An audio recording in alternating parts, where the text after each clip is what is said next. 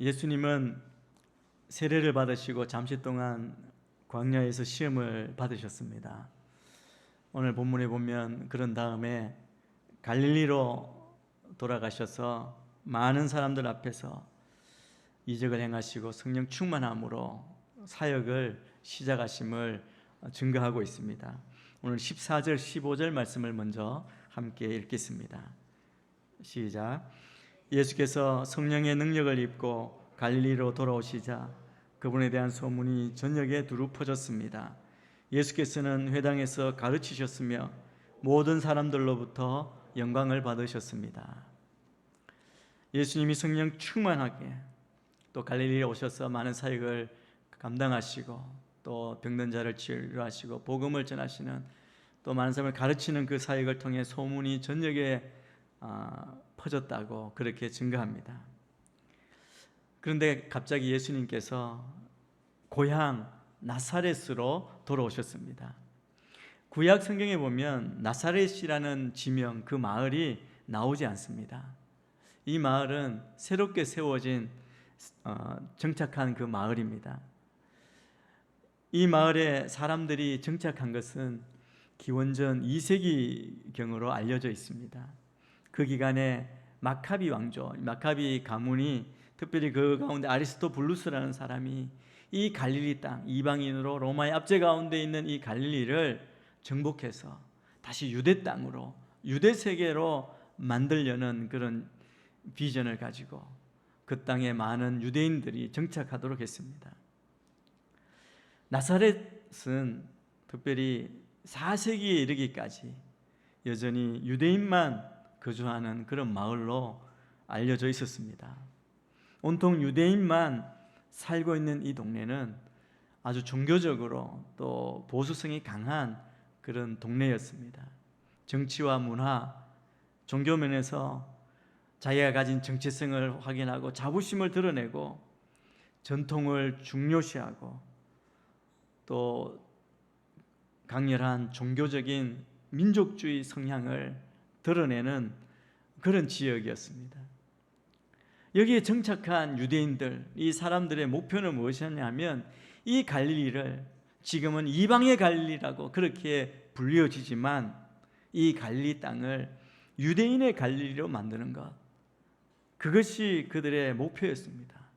그러니까 유대인이 아는 사람, 그 사람들 이방인 또 자기를 압제하는 로마인들은 다 쫓아내어야 하는, 그것이 그 사람들의 목표였을 것입니다. 이곳에서 예수님께서 어릴 때 성장하셨습니다.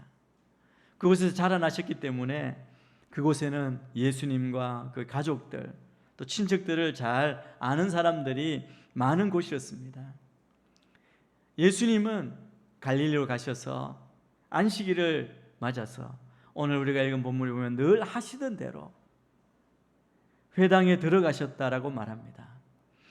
요즘으로 치면 우리가 매 주일날 교회에 나와서 예배드리듯이 그렇게 회당으로 가셨다는 것이죠.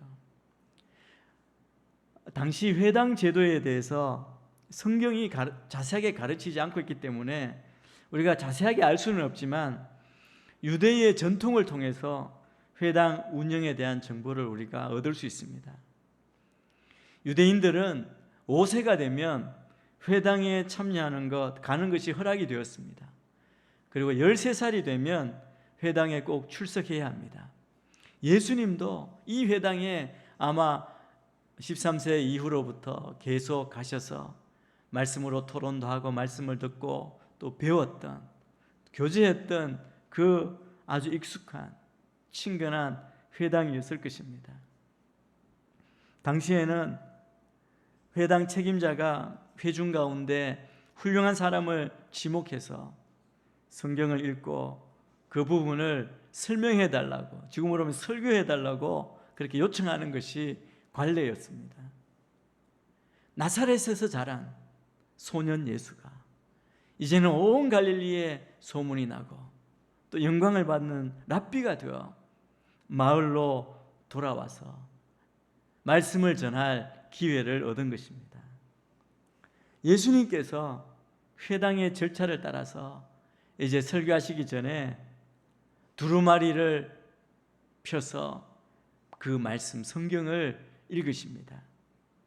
예수님께서 들고 읽으신 말씀은 바로 이사야 61장 1절 2절 말씀이었습니다. 그 말씀을 읽었는데 오늘 본문 18절 19절 말씀에 기록되어 있습니다. 같이 한번 읽겠습니다. 시작. 주의 영이 내게 내리셨다. 이는 하나님께서 내게 기름을 부으셔서 가난한 사람들에게 복음을 전파하도록 하기 위해서다. 하나님께서는 포로된 사람들에게 자유를, 못 보는 사람들에게 다시 볼 수 있음을, 억눌린 사람들에게 해방을 선포하기 위해 나를 보내셨다. 주의 은혜의 해를 선포하도록 하기 위함이다. 예수님이 두루마리를 펴시고 말씀을 읽고 그 앞에서 말씀을 선포하실 때 모든 사람이 집중했을 것입니다. 예수님이 무슨 말씀을 하실지 아마 유심히 귀를 기울였습니다. 그런데 예수님이 선택하신 말씀은 그곳에 있는 모든 유대인들, 그 사람들이 이미 잘 알고 있는, 깊이 사랑하는 이 본문을 고르신 것입니다. 예수님께서 이 말씀을 찾아서 선택하시고 읽으셨다는 것은 굉장히 흥미로운 일입니다. 이 이사야 말씀은 주님 오시기 690년 전, 예수님이 지금 이 글을 읽으신 시점으로부터는 700년 이상 된 그런 말씀입니다. 하나님께서는 이사야 선지자를 통해서 이 민족을 향한 약속의 메시지를 주신 것이죠. 이사야서에 나오는 여러 노래들은 종의 노래였는데 택하신 종을 통해 구원을 이루겠다고 그렇게 약속하신 말씀입니다. 이 말씀을 받은 이스라엘 백성들은 이 예언의 말씀을 따라서 간절하게 우리를 구원할 메시아를 기다렸습니다. 이 말씀은 언젠가 하나님께서 유대인들에게 특별한 택하심과 능력을 받은 종, 기름 부음 받은 메시아를 보내시고 비로소 그들이 그 고난 가운데 구원을 받을 것이라는 내용인 것입니다. 모든 유대 백성들은 이 날이 이루어지기를 고대하며 기다리고 있었습니다. 예수님께서 바로 이 그들이 정말 사모했던 그 말씀, 그 구절을 찾아서 읽으신 것입니다. 또한 예수님께서는 이 말씀을 기초로 자신이 이 땅에 오셔서 하실 메시아로서의 사명을 인식하셨고 그것을 또한 그 백성들이 알고 또 메시아로 오심을 드러내고 선포하기를 원하십니다. 그래서 예수님은 첫 메시지부터 주의 영이 내게 임하셨다 대담한 말로 시작하셨습니다. 예수님께서 바로 성령의 기름 부음을 받으셨고 특별한 이 땅에서의 사명을 가지고 오셨음을 알려주는 겁니다. 우리가 다 알고 믿는 것처럼 예수님은 우리 모든 사람을 위해서 하나님의 그 구원의 일, 메시아로서의 사명을 감당하시도록 선택되시고 이 땅에 오셨습니다. 그래서 오늘 이 읽은 말씀에는 예수님이 메시아로서의 임무를 본문에서 이렇게 말씀합니다. 예수님이 이 땅에 오셔서 하시는 가장 중요한 사명이 무엇이냐면 가난한 사람들에게 복음을 전파하는 것이다라고 그렇게 말씀합니다. 예수님은 복음을 전하기 위해 오셨습니다.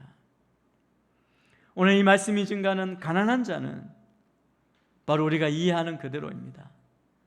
극심한 공경에 처해 있는 사람, 자기의 힘으로는 어찌할 수 없는 위기에 처한 사람을 가난한 자라고 할 수 있습니다. 예수님은 이런 가난한 자들에게 복음을 전하십니다. 복음을 전하심으로 세상을 다 주어도 살 수 없는 하나님 나라를 소유하게 하시고 그리고 천국이 주는 기쁨으로 가난을 이기고 정복하게 하십니다.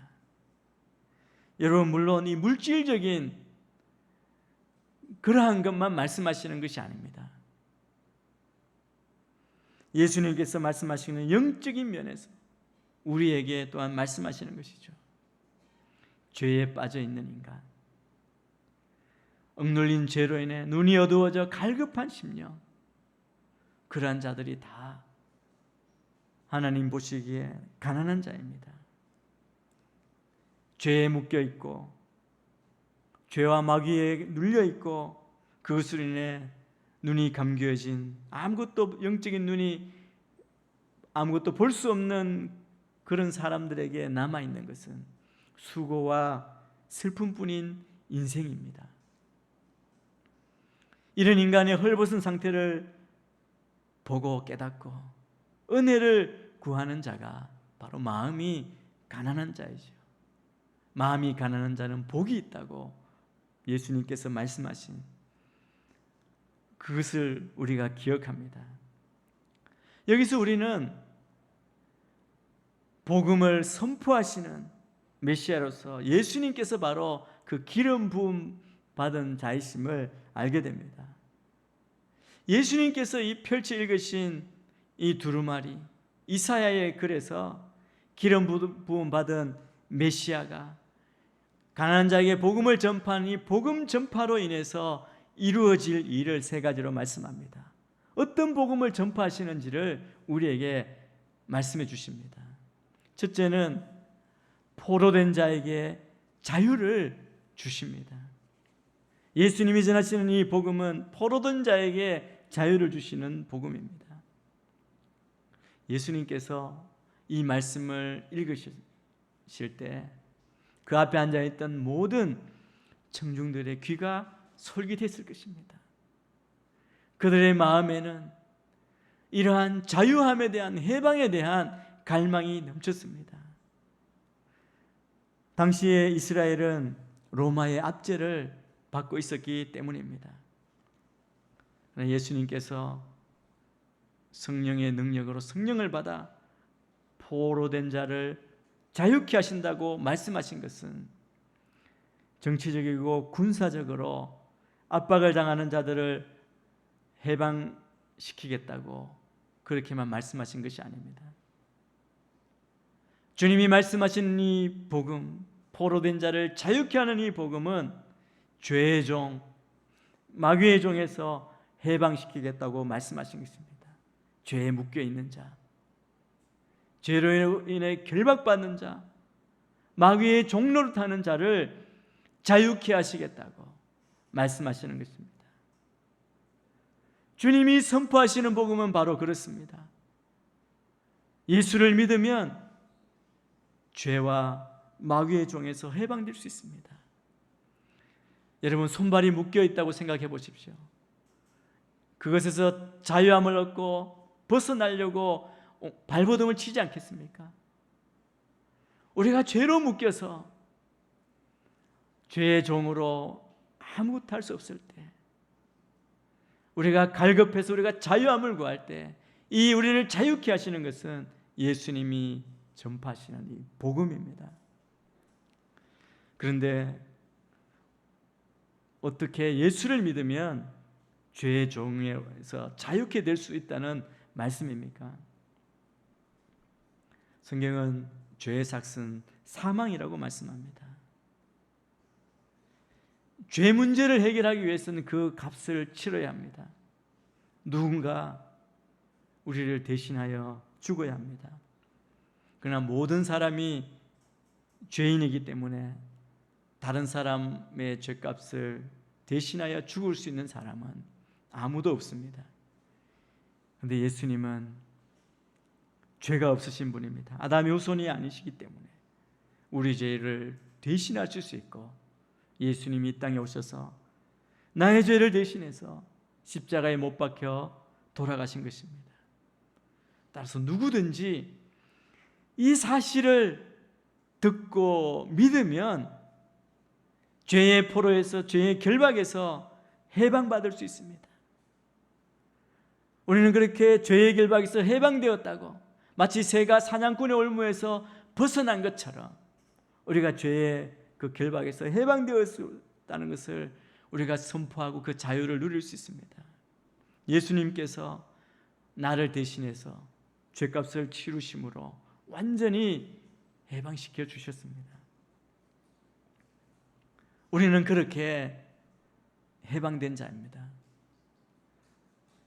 우리 역시 우리를 해방케 한, 자유케 한 그 자유의 복음을 들은 대로 전해서 여전히 세상 가운데 알지 못하고 마귀와 죄의 종으로 살아가고 있는 자들을 해방시키는 그 사명을 감당해야 할 것입니다. 복음은 우리를 죄로부터 자유케 합니다.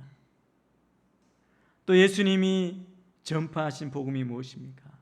그것은 못 보는 사람들에게 다시 볼 수 있도록 하는 것입니다. 당시 유대 사람들은 소경의 눈을 뜨게 해주는 자는 하나님이 보내신 메시아라는 믿음을 갖고 있었습니다. 예수님이 이 땅에 오셔서 하신 일이 무엇입니까? 모든 병든 자를 치료하신 것입니다. 특별히 바디메오와 같은 앞을 보지 못하는 자를 보게 해주셨습니다. 그런데 예수님께서는 단지 육신의 눈만 뜨게 해주신 분이 아니라 우리 영의 눈도 뜨게 해주시는 분입니다. 그러나 예수님은 아무나 영의 눈을 뜨게 해주시지 않습니다. 예수님께서 영의 눈을 뜨게 해주신 자는 누구입니까? 바로 예수님이 전하신 예수님이신 복음을 믿는 자입니다.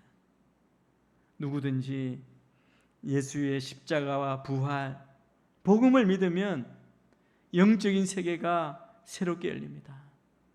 우리가 다 눈 뜨고 앞을 잘 보고 사는 것 같지만 이 땅을 보면 눈이 가리운 자, 진짜 앞을 보지 못하는 자가 얼마나 많은지 모릅니다. 영안이 다 감겨진 겁니다. 우리가 주의 말씀을 듣고 복음을 깨달을 때 비늘 같은 모두 우리 눈에 덮였던 모든 것들이 벗겨져서 영적인 눈이 열리게 될 줄 믿습니다. 이 자리에 우리 모두가 다 이 영적인 눈이 열려지게 되기를 주의 이름으로 축원합니다. 눈이 열려야 합니다. 그래서 이 땅의 진리를 보고 참된 하나님의 뜻을 분별하고 이 세상을 바로 볼 수 있어야 합니다. 하나님이 선포하신, 하나님께서 증거하신 복음은 세 번째로 억눌린 사람들에게 해방을 선포합니다. 여기 억눌린 자란 강한 힘에 의해서 억압당한 자를 가리키는 말씀입니다. 여러분, 어느 시대를 막론하고 억눌림 당하는 자들이 있습니다. 여러분, 사실은 억누르는 사람보다 억눌림 당하는 자가 어느 때나 훨씬 많습니다. 그런데 우리가 복음을 받으면 어떻게 복음을 받고 복음을 전하면 눌린 자가 자유케 될 수 있습니까? 구원받은 그리스도인은 예수 그리스도 안에서 모두가 다 한 형제 자매임을 알게 되고 상대방을 사랑의 대상으로 봅니다. 그래서 사랑하고 품고 또 도와주고 차별하지 않습니다. 시기하지 않습니다. 지배의 대상으로 보지 않습니다. 그런데 예수님께서 눌린 자가 자유케 하게 된다고 말씀하신 것은 단지 그냥 이런 것, 사람들과의 관계에서 눌리는 그것을 말씀하신 것이 아닙니다. 그것보다 더 중요한 것이 있습니다. 그것은 죄의 눌림, 마귀의 눌림에서 우리를 자유케 하신다는 겁니다. 우리 주님은 우리의 영과 혼과 육을 다 치유하시는 분이십니다. 예수님께서 이 땅에 오셔서 또 지금도 두루 다니시며 마귀에게 눌린 모든 자를 고쳐주십니다. 과거 이 땅에 오셔서 그렇게 하셨던 것처럼 지금도 주님께 나아가면, 주님을 만나면, 주의 복음을 들으면 우리의 모든 눌림에서 우리를 고치시고 해방해 주실 줄 믿습니다. 주님께 나아가면 짓눌려 있던 자들이 다 고침받을 수 있습니다. 우리를 짓누르는 것이 얼마나 많습니까? 알게 모르게 때로 스트레스 받고 우리가 알 수 없는 우울함에 빠지고 두려움과 염려 가운데 빠지는 자들이 얼마나 많습니까? 예수님께 나아가야 합니다. 주의 말씀을 들어야 합니다. 주님 앞에 드릴 때 주님이 우리를 다 고칩니다. 예수님께서 우리에게 자유의 복음을 전파하셨고 이 자유가 우리 가운데 이루어질 줄 믿습니다. 그런데 이런 일들은 오늘 말씀해 보면 주의 은혜의 해에 일어날 것들이라고 말씀합니다. 여기 말씀하시는 은혜의 해는 희년을 가리킵니다. 구약에 보면 희년에 대해서 많이 말씀하죠. 이때는 모든 것이 회복되는 때입니다. 빚을 갚을 길이 없어서 자기가 판 땅을 다시 되돌려받는 해입니다. 종으로 팔렸던 사람들도 모두 자유케 되어 돌아오는 해입니다. 이것이 바로 이사야가 꿈꾸었던 메시아적인 희망이고 지금 로마의 압제 안에 있는 유대인들이 그렇게 고대하고 기다리는 약속의 말씀입니다. 예수님께서 이 본문을 읽으신 뒤에 처음 내어놓으신 설명에서 예수님 자신이 바로 이 본문 이사야가 약속한 기름 부음 받은 자라고 그렇게 선언하십니다. 21절 말씀을 우리가 함께 읽겠습니다. 시작. 그러자 예수께서 그들에게 말씀을 시작하셨습니다. 오늘 이 말씀이 너희가 듣는 자리에서 이루어졌다. 예수님의 해설은 아주 간단합니다. 오늘 읽은 본문의 말씀이 오늘날 너의 눈앞에서 현실이 되었다는 것입니다. 너희 눈앞에 이루어졌고 너희들이 보고 있다는 겁니다.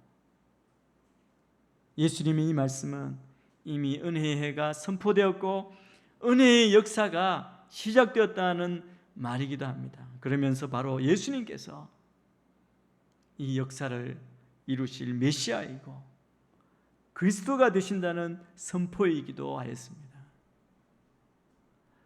이 말씀은 청중들에게 서로 다른 두 가지 생각을 안겨주었습니다. 예수님을 진정 하나님이 기름 부으신 자이며 따라야 할 분으로 그렇게 생각하는 이도 있었겠지만 예수님을 오만하고 건방지고 어쩌면 위험할 수도 있는 젊은이로 그 입을 다물게 해야 한다고 그렇게 생각하는 이도 있었을 것입니다. 예수님이 읽은 이사야 61장 말씀은 예수님의 말씀을 듣는 모든 청중들이 익히 알고 깊이 사랑하는 본문이었습니다. 모든 사람들이 예수님이 하시는 말에 정말 집중해서 유심히 기대감을 가지고 귀를 기울이고 있을 때 예수님께서는 이 말씀, 이 두루마리를 펴서 읽으시면서 이방인들이 심판을 받고 그들의 종이 되리라고 선언한 바로 그 지점 앞에서 말씀 읽기를 멈춰버리신 겁니다. 아마 이 말씀을 다 알고 있는 모든 회중들이 거기에 거치는 그 예수님의 말씀 봉독을 듣고 충격과 놀라움을 받게 됩니다. 이사야 61장 1절 2절 말씀을 보면 예수님께서 무엇을 읽고 더하셨고 또 무엇을 빼셨는지가 분명하게 드러납니다. 먼저 예수님은 그분이 나를 보내셔서 마음이 상한 사람을 감싸주고라는 말이 원래 있는데 그 부분을 빼셨습니다. 또 예수님은 더한 부분도 있는데 이사야 58장 6절에 있는 말씀 한 문장을 빌려와서 뒤에 붙입니다. 억눌린 사람들에게 해방을 선포하기 위해 이 말씀이 더 추가된 것입니다. 압제받는 사람을 자유롭게 놓아주고라는 그 말을 거기서 가져온 것이죠. 그뿐 아니라 끝으로 예수님은 그 마지막 구절이 절반으로 자른 겁니다. 우리 하나님의 은혜를 선포하며 거기서 그쳤는데 그 뒤에는 무슨 말이 있느냐 하면 우리 하나님의 보복의 날이라는 말을 빼신 겁니다. 원래 이스라엘 백성들은 여기에 강조점을 둡니다. 하나님께서 모든 이방인들을 하나님을 섬기지 않는 백성들을 보복하시고 심판하시고 그들이 이스라엘 백성의 다 종이 될 것이다. 그날이 올 것이다. 그날만 기다리며 이스라엘 백성들이 그 말씀을 읽고 기다린 것이죠. 그 부분이 빠졌으니까 예수님의 그 말씀을 듣고 더 큰 분노를 느끼게 된 겁니다. 그들이 분노한 것은 예수님이 심판의 본문을 가져와서 자비의 본문으로 바꿔놓은 것이고, 또 그들이 기다렸던 그 메시아 시대는 우리들에게, 자기들에게 황금 시대이고 하나님이 저 원수들에게 보복하는 시대인데, 이 동네에서 함께 그 말씀을 읽고 자라난 저 친구가 어떻게 그걸 모르냐는 겁니다. 이 동네가 왜 어떻게 세워졌는지 모르냐는 것이죠. 그 불평과 분노가 나오는 겁니다. 사람들이 예수님이 그 자리에 섰을 때 어떻게 보면 자랑스러워하는 마음이 있지 않았겠습니까? 우리 동네 출신이 그래도 유명한 사람이 되어서 와서 말씀을 선포할 때, 예수님께서 자기들이 듣고 싶어하는 말을 해주고 자신들의 귀를 즐겁게 해줄 것으로, 마음을 편안하게 해줄 것으로 생각했습니다. 예수님도 분명히 그들의 마음을 알고 있었고 그들이 무엇을 기대하고 있는지를 분명히 아셨을 것입니다. 하시려고 하시면 그들의 생각, 그들의 노력을 격려할 수 있도록 한마디 덧붙일 수도 있으셨습니다.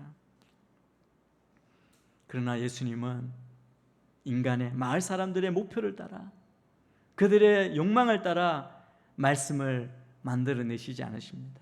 예수님은 담대하게 하나님의 기름 부음 받은 메시아로서 자신이 이 땅에 오신 사명과 분명한 진리를, 그 말씀을 선포하시는 겁니다.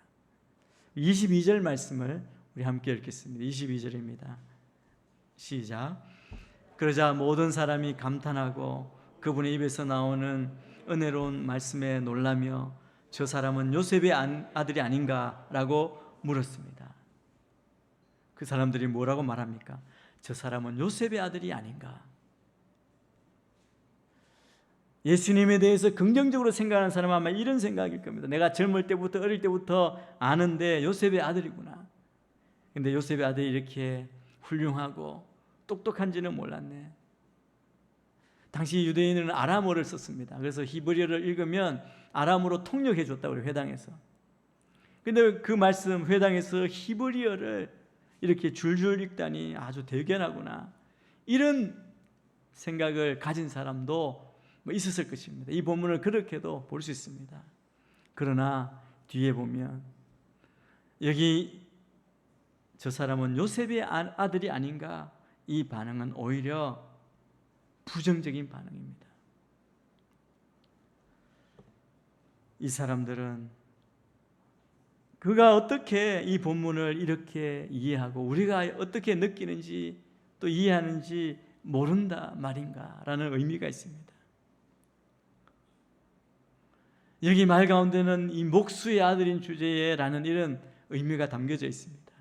예수를 시기하여 이 사람들 마음 가운데 그를 믿지 않고 그를 마음 가운데 깎아내리려 하는 것을 보여주는 증거이죠.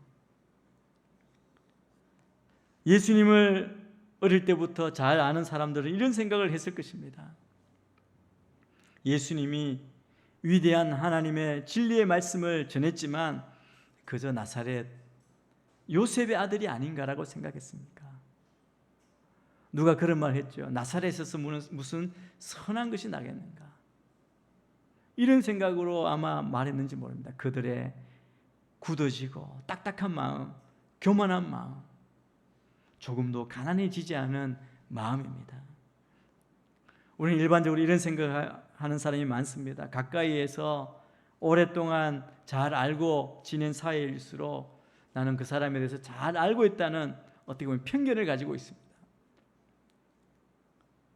그런데 우리는 그런 편견을 버려야 합니다.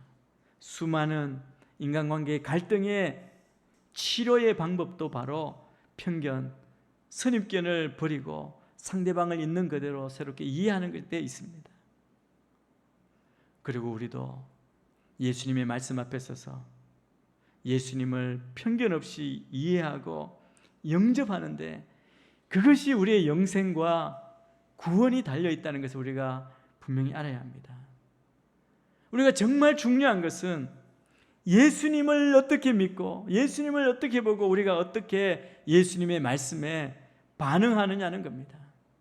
지금도 살아 역사하셔서 우리 가운데 계시고 성령님을 통해 우리를 깨닫게 하시고 말씀하시는 주님의 말씀이 우리 귀에 들려질 때 여러분은 어떻게 반응하십니까? 예배 드릴 때, 말씀을 들을 때 우리의 태도는 어떠합니까? 예수님은 그 고향 사람들에게 배척을 당하셨습니다. 그런데 예수님께서 고향 사람들의 배척에 대해서 어떻게 반응하십니까? 뒤에 보면 예수님이 이렇게 말씀하시죠. 선지자가 고향에서 환영받는 자가 없다고 하시면서 그 증거로 구약의 말씀을 인용하십니다. 엘리야와 엘리사 이야기를 하시죠. 엘리야 시대에 하늘이 3년 반 동안 닫혀 온 땅에 흉년이 들었을 때 이스라엘에는 많은 과부가 살고 있었지만 엘리야가 찾아간 여인은 시돈 땅에 사렙다 과부밖에 없었다고 증가합니다. 또 엘리사 때에 이스라엘에 많은 나병 환자들이 있었지만 오직 수리아 사람 나아만 장군만 깨끗함을 받았다고 그렇게 하십니다. 여러분, 이 말이 무슨 말입니까? 하나님의 구원, 하나님의 은혜는 아브라함의 자손, 언약의 자손이라고 주어지는 것이 아니라 하나님의 말씀이 선포되었을 때 가난한 마음을 품은 사람, 바로 겸손히 자신이 바로 그 구원의 복음, 가난한 자에게 전파된 그 복음이 나에게 도움이 필요한 사람이라는 것을 정말 처절하게 간절하게 인정하고 은혜를 구하는 사람에게 놀라운 생명의 역사가 자유함이 임한다고 말씀한 겁니다. 우리는 다 이미 하나님을 나의 아버지 예수 그리스도를 나의 구세주 그리스도로 믿고 구원받은 자입니다. 그런 우리가 하나님의 말씀을 들을 때 어떤 자세로 듣는지 생각해 볼 필요가 있습니다. 여러분 마음이 가난함으로 간절함으로 그렇게 주님 말씀 앞에 서서 듣습니까? 말씀이 내 양심을 찌를 때 진리를 말씀해 주실 때 그것을 순종하겠다, 따르겠다는 겸손한 마음이 내 안에 필요하다는 것입니다. 그것이 예수님 앞에 서서 하나님의 말씀을 대하는 마땅한 자세입니다. 우리의 몸이 어디에 있든지 어떤 상황이든지 상황에 따라 흔들리는 삶이 아니라 정말 변치 않는 주님의 그 자유의 말씀을 붙들고 자유함을 누리는 삶을 살아야 한다는 것입니다. 우리는 이미 예수님께서 선포하신 자유의 이 복음을 믿음으로 우리는 구원을 받았습니다. 그래서 우리가 구원받은 자로 죄의 결박, 마귀의 포로된 삶에서 자유함을 얻었습니다. 그리고 복음을 들음으로 우리의 영적인 눈이 열렸습니다.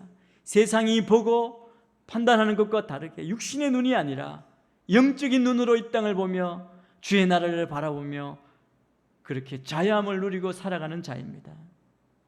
마귀의 억눌림에서 우리는 다 자유함을 얻었습니다. 우리는 다 은혜를 받은 자인 줄 믿습니다. 이 놀라운 은혜, 그 복음이 주시는 축복을 누리는 자로서 이 복을 혼자만 누려서는 안 된다는 것을 우리에게 말씀합니다. 이 복을, 아직도 그 복을 전혀 알지 못하는 눈이 감겨지고 묶여있고 눌린 자들에게 나가서 전해야 한다는 말씀입니다. 성령 충만을 받아서 이 놀라운 자유의 복음을 증거하는 자로 우리가 다 살아야 할 줄 믿습니다.